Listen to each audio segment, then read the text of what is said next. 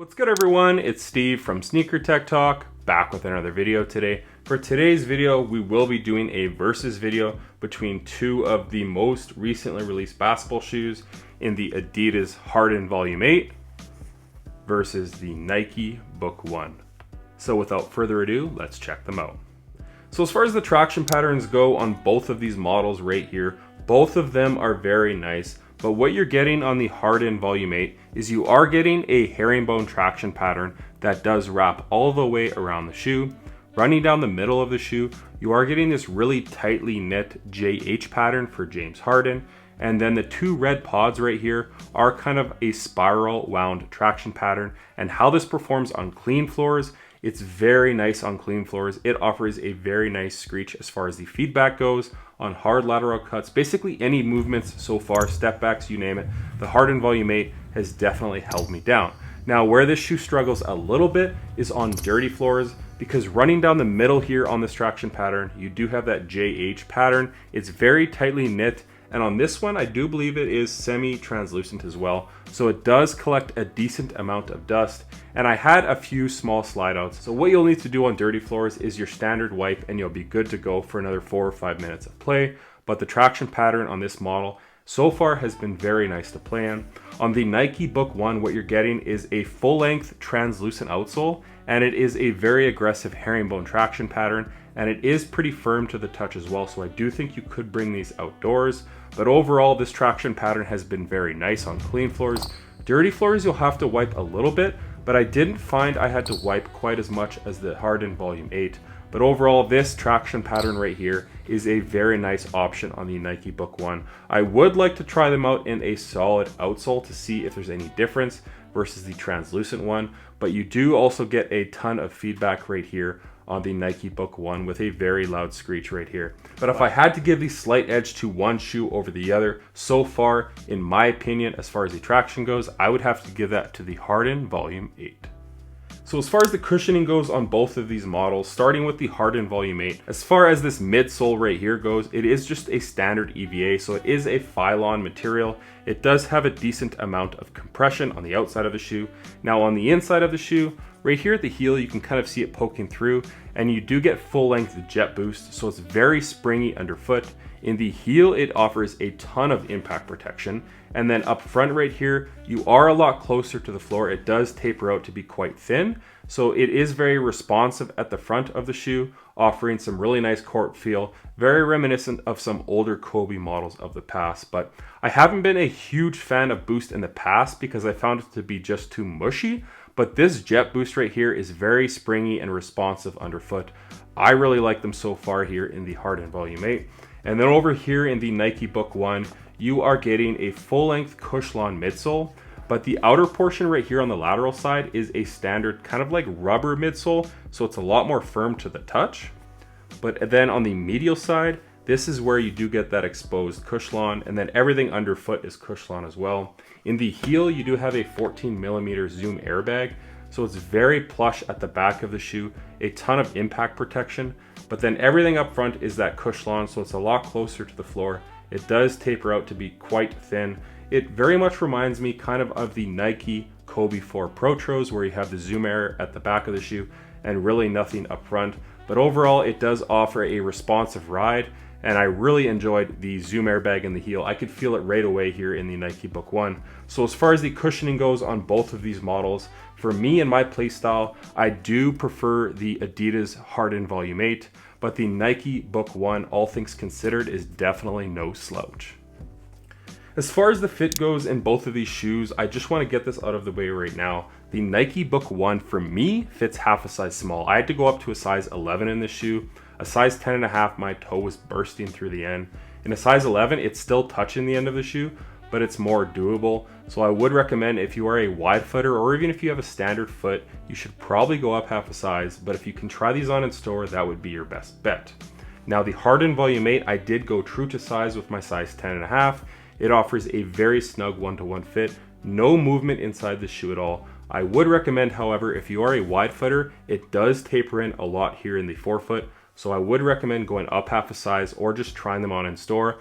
But I do know that's a bit of a challenge, honestly, with both of these shoes, because the first couple colorways so far have sold out in stores. There have been a lineup with both of these shoes out the store.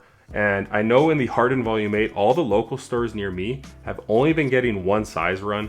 But again, I would recommend going true to size in these unless you're a wide footer, go up half a size. For the Nike Book 1, for me, they did fit half a size small. As far as the materials go on both of these shoes, right off the bat, in my opinion, the Nike Book 1 is definitely nicer as far as the materials go. So what you're getting with this model right here is a nubuck material at the back of the shoe and at the toe box and wrapping up the eye stay. It is a very nice material, kind of old school material in my opinion. And then on the side panel right here, you kind of are getting like this twill material. Again, very plush and nice on foot. The swoosh right here is a tumbled leather swoosh on the lateral and on the medial side. And then wrapping around your ankle right here, you are getting a suede material that is perforated as well. And then this pull tab at the back of the shoe is a synthetic leather material. So all things considered, this shoe right here is more or less built with old school materials. It does take a little bit of time to break in, but once they break in, they do conform to your foot very nicely.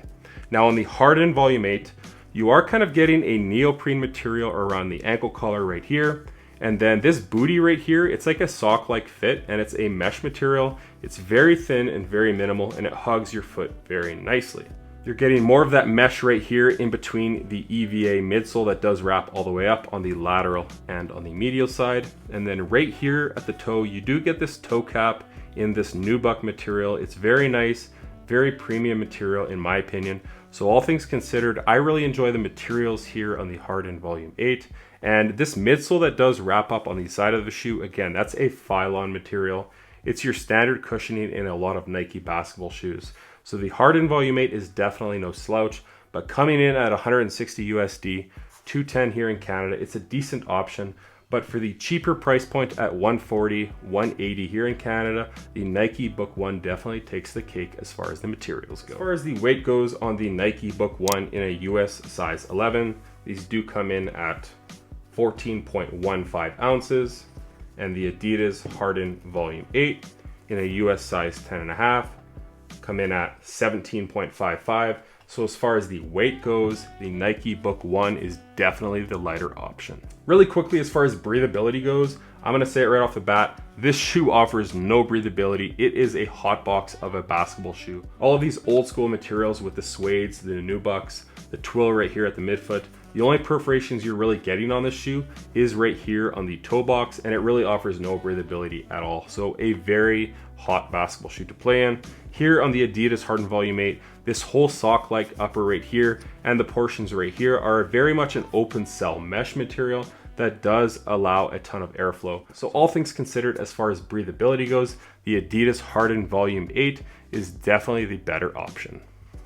As far as the support goes on both of these shoes, I really had no issues at all. Starting with the Nike Book 1, you do have this internal TPU heel counter, which does a fantastic job at locking your foot in at the back of the shoe.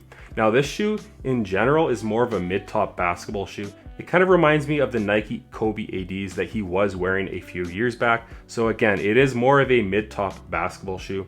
Moving your way down from that, all of these raw materials do a fantastic job of harnessing your foot in on those hard lateral cuts and preventing your foot from spilling over the side of the footbed.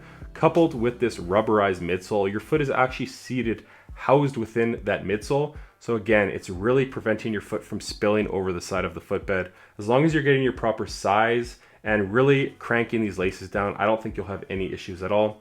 You do have this lateral outrigger right here that does help prevent your foot from teetering over if you land awkwardly. And then as you can see right here, this is a very flat and stable base. You also have a very wide base right here at the forefoot. And then there is a top loaded TPU shank plate right here in the Nike Book 1 that does offer some great torsional rigidity while still maintaining some nice forefoot flex at the front of the shoe. And then as far as the support goes on the Adidas Harden Volume 8, again, an external heel counter and internal heel counter at the back of the shoe. It is a bit more clunky here on the Harden Volume 8. Moving your way forward from that, you do have this EVA midsole that does wrap really high up here on the lateral and on the medial side. And this portion of the upper is independent from this sock-like fit, this mesh right here. So it is independent, and the eyelets do run on the inside of this. So if you really crank those laces down, it does wrap around your foot, creating kind of like a burrito-like fit. It's very snug and offers a ton of support. Moving your way to the bottom of the shoe, you do have a decent wide and stable base here in the forefoot. And then again, just like the Nike Book 1, you are getting a midfoot shank plate that does offer great torsional rigidity here in the Adidas Harden Volume 8. So as far as the support goes on both of these models, both of them are adequate in my opinion, but if I had to pick one over the other, I definitely like this EVA foam that wraps really high up and kind of creating this wrap around like fit around your foot here in the Adidas Harden Volume 8. So all things considered, neither of these shoes are a slouch as far as the support goes, but in my opinion, the Harden Volume 8 is just a little bit better. So that's going to do it for today's performance review comparison video at that on the Harden Volume 8 and the Nike Book 1. Sound off in the comments if you guys have tried both of these shoes out and let me know what you guys think. Again, the Nike Book 1 retails at $140 USD, $180 here in Canada, and the Adidas Harden Volume 8 retails for $160 USD, $210 here in Canada. Sound off in the comments what you guys think of both of these shoes. The Nike Book 1 is definitely more of that old school vibe, whereas on the Harden Volume 8, you are more or less getting a futuristic looking basketball shoe. But as always, if you guys can like, comment, and subscribe, that does help the channel a ton. And check out my Instagram over at SnkrTechTalk, as it is an extension of my YouTube channel with all my pickups, basketball footage, and nostalgia as a whole. As always, thanks for watching today's video, and until next time, peace.